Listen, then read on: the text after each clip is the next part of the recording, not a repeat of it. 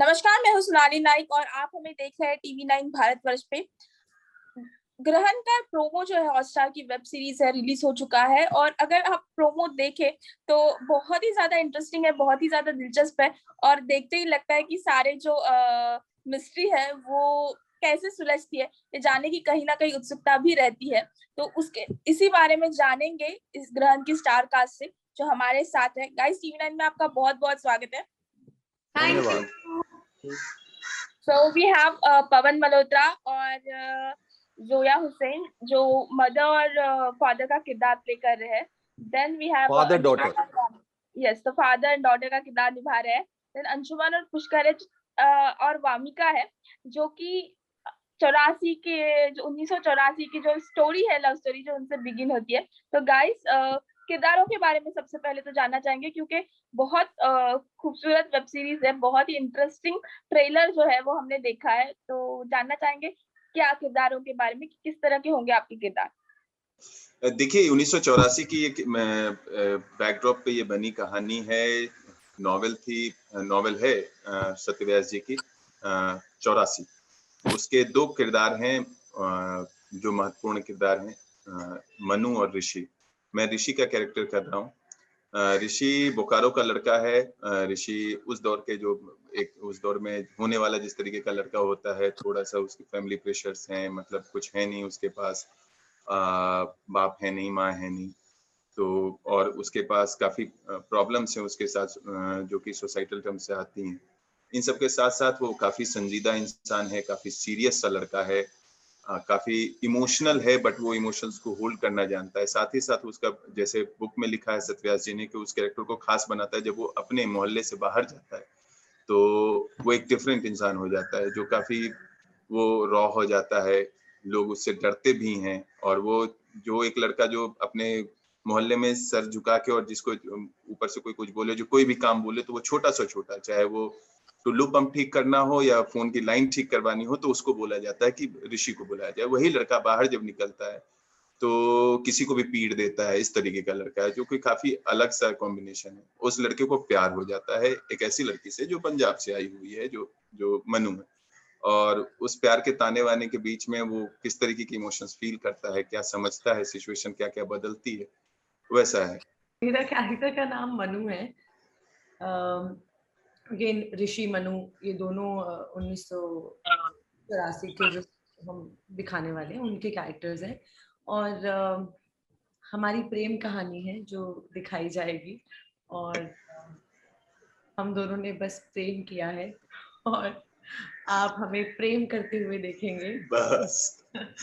और मनु का जो कैरेक्टर है वो बहुत ही प्यारा सा, चुलबुला सा। फिल्में देखना इसे बहुत पसंद है, फिल्मों के गाने इसे बहुत पसंद है। इसके पास एक छोटा सा रेडियो है जो 24 घंटे बस गाने ही सुनती रहती है। इसकी दुनिया यहीं पे है, यहीं पे खत्म हो जाती है। और बहुत ही सपने देखने वालों में से है, जिनका कोई वैसे सपने नहीं कि अरे ये सपने कि फिर वो पूरे होंगे, वो नहीं। वो जो कई लोग होते हैं ना जो सपने देख के बस एंजॉय करते हैं क्योंकि उनको सपने देखने में बड़ा मजा आ रहा है, तो ये उनमें से है कि मतलब she really enjoys her life without thinking about the consequences की क्या है क्या नहीं है, यू नो, और क्या हो सकता है।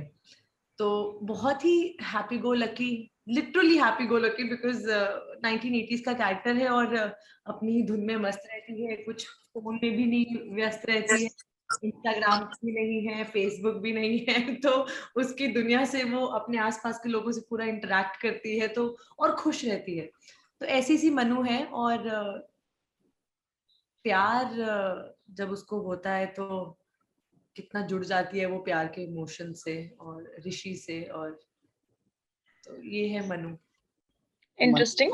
मनु एक बार जब कुछ सोच लेती है तो खुद अपनी भी नहीं सुनती। राइट। पवन जी, आपके किरदार के बारे में अगर आप।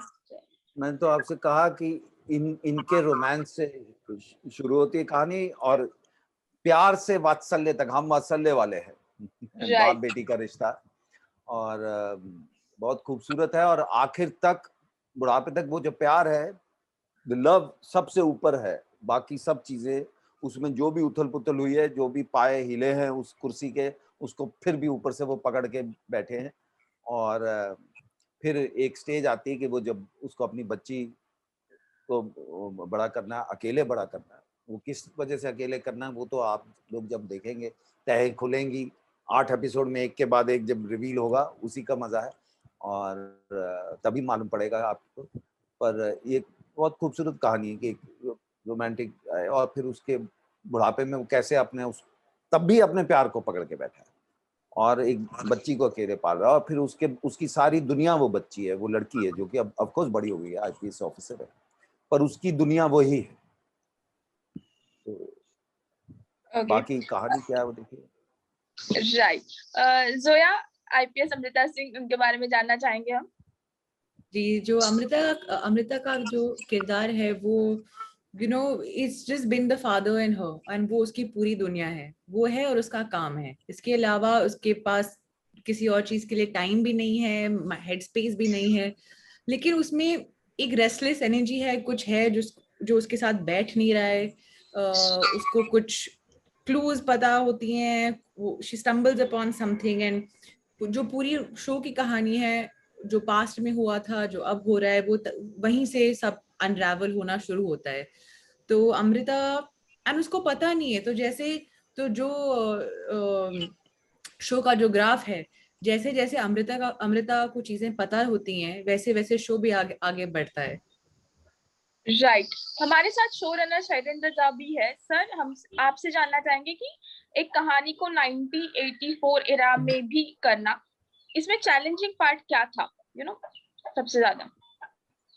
बेसिकली वो ऑथेंटिक फील हो, you stay true to the time, और उसके लिए हमने जो भी कोशिश हो सकती है, from location to set to characters के जो लुक हैं, उन सभी चीज़ों पे जो हमारी बहुत ही अच्छी टीम है उसने काम किया है।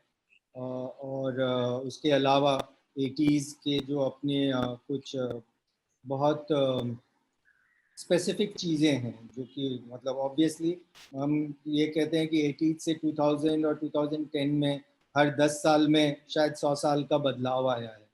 तो वो वैसा टाइम था जब मोबाइल फ़ोन नहीं थे, लैंडलाइन था, वो भी एक सर्टेन तरह का, हमारे पास बस कुछ ही ब्रांड्स की गाड़ियाँ होती थी, और हमारे घरों में जो टीवी चलता था उसके लिए एंटीना को बार बार घुमाना पड़ता था। तो ये सारी वो चीज़ें हैं जो कि आदमी उसको रिक्रिएट करने की कोशिश की गई है। that's the challenge and hopefully people will like it. Right. Well, मेरा सवाल वामिका और अंशुमन से भी यही है कि 1984 की लव स्टोरी है, कितनी अलग है अभी के लव स्टोरी से, और कितनी अलग लोगों को देखने मिलेगी ये सब? प्रेम के भाव किसी भी समय में चेंज नहीं होंगे, ये तो फिक्स चीज है, लेकिन अरे वाह, क्या बात है, really good, huh? तो लेकिन पॉइंट ये है कि उस समय और इस समय में जो अभी आपके पास टेक्नोलॉजी है, या अभी आप थोड़ी सी दुनिया हार्ड एंड फास्ट हो गई है, तो वो चीजें बदलती हैं, बहुत क्विकली चेंज हो जाती है। तो वो ऐसी चीज है कि वो तो नहीं बदल सकता, लेकिन वो समय थोड़ा ज्यादा इनोसेंट हुआ करता था, वो समय चीजें अलग हुआ करती थी।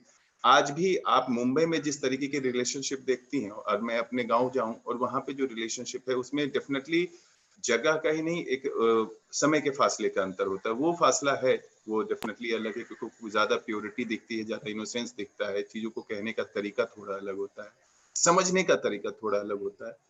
अदरवाइज मैंने तो वही चीज बोली कि स्थायी भाव वही रहता है, बस वही तरीके बदल जाते हैं।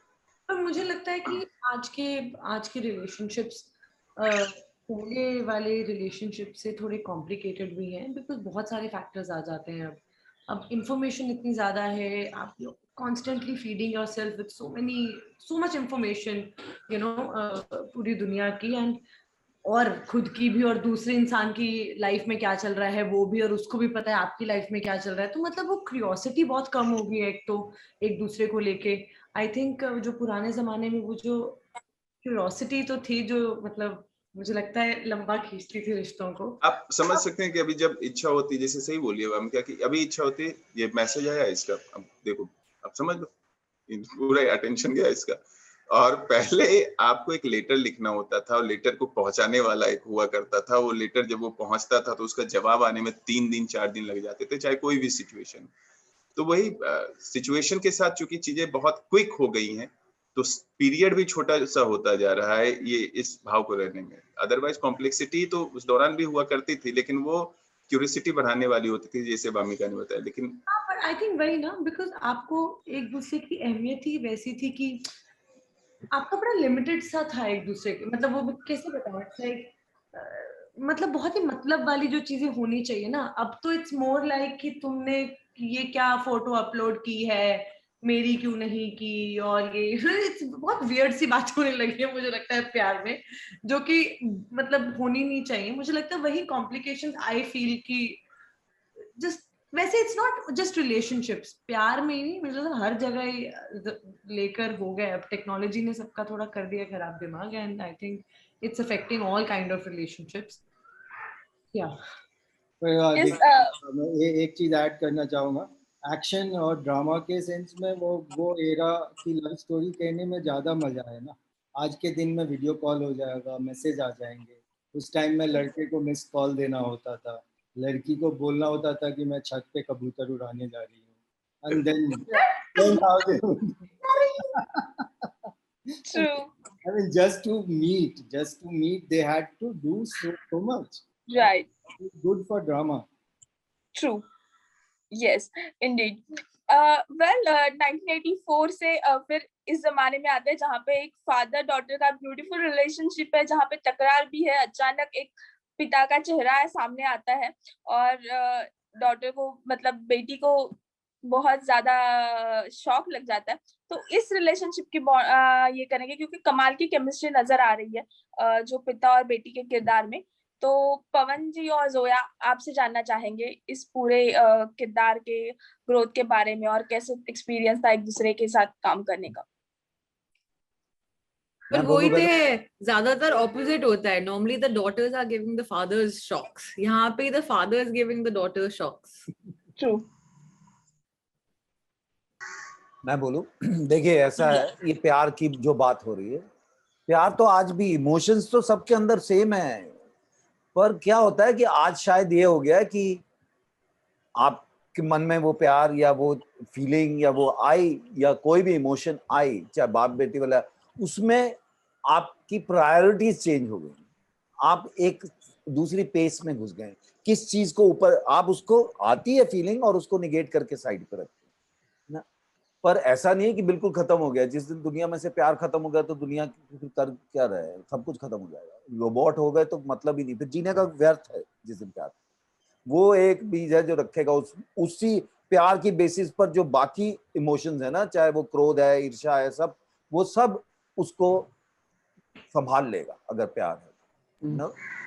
और जहां तक बाप बेटी का सवाल है, वो तो इंस्टिंक्टिव है भाई। नेचर ने बनाया है कि आप किसी को अपना बच्चा जब आप पालते हैं या बच्चा है आपका, उसके लिए जो आपका इंस्टिंक्टिव होता है वो जानवर में भी है, वो इंसान में भी, यू नो। बल्कि जानवर तो एक टाइम के बाद छोड़ देता है कि अब जाओ। इंसान तो जितनी ज्यादा उसके बच्चों के साथ भी पकड़ के रखता है। तो इमोशन आज भी खत्म नहीं हुई है। शायद बड़ी सारी चीजें इस तरह की कि दुनिया में बहुत सारी चीजें बदल रही हैं, प्रेशर्स हैं बहुत सारी चीजों के मीट करने के। और वो जरूर हो सकता है कि आज आपकी गाड़ी आप रिपेयर नहीं करवाते हो, वो सिर्फ जो मैकेनिक है वो सिर्फ आपको बताता है कि इसमें क्या चीज खराब है और वो पार्ट निकाल के फेंका जाता है और नया पार्ट लगाया जाता है। 80s में, 70s में, 60s में गाड़ी का कार्बोरेटर रिपेयर होता था, अभी कार्बोरेटर बदला जाता है, ऊपर की लाइट का एक थोड़ा, तो वो शायद वो सब पेस जो है वो सब हो सकता है दिखे रिलेशनशिप। पर बेसिक इमोशन इंसान पैदा हुआ, वो तो बेसिक इमोशन हमेशा रहेगी ही।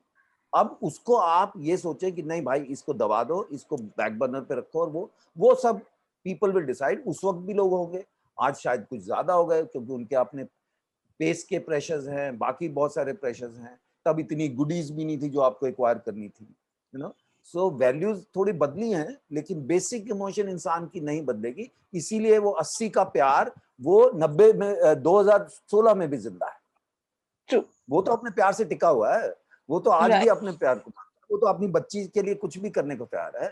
The fact that he is going through all this, कि वो बच्ची को डिस्टर्ब नहीं करना चाहता, वो नहीं खोना चाहता। And that's it's a story about emotions, it's a story about people, it's a story about love, you know. True.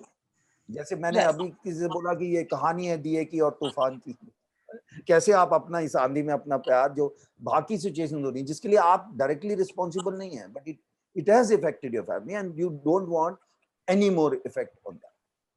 Right, very true. Zoya से सवाल है, आईपीएस का किरदार निभाना, यूनिफॉर्म कैरेक्टर जिसे हम बोलते हैं, हर किसी का सपना होता है। So when you got this offer, what was your thinking और पूरा एक्सपीरियंस कैसे रहा? The experience was quite intense because I mean जब भी आप यूनिफॉर्म पहनते हैं उसके साथ वो रिस्पॉन्सिबिलिटी भी आती है कि आप उस चीज को ऑनर करें, you don't want to be frivolous with it, but so उसका that's one side of her. जो दूसरा साइड है वो ये बाप बेटी का जो रिश्ता है, that's वो साइड है, and that's what we're exploring. जो पहले हुआ है लेकिन जितना होना चाहिए, this parent child love, वो हम एक्सप्लोर नहीं करते हैं. It's usually romantic love that we explore. And it's always interesting to explore different kinds of relationships. So it was a मेरे लिए balance था कि ये भी है वो भी है, दोनों हैं, कितनी किस चीज का, what is the degree of this, what is the degree of that. But IPS officer play करने के लिए तो बहुत प्रेप थी.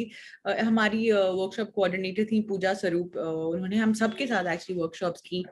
And of course there was जो emphasis था वो था, apart from the emotional scenes, a lot on the body language and the जो command होनी चाहिए, जो जैसी stride होनी चाहिए किसी की, a lot of work on that.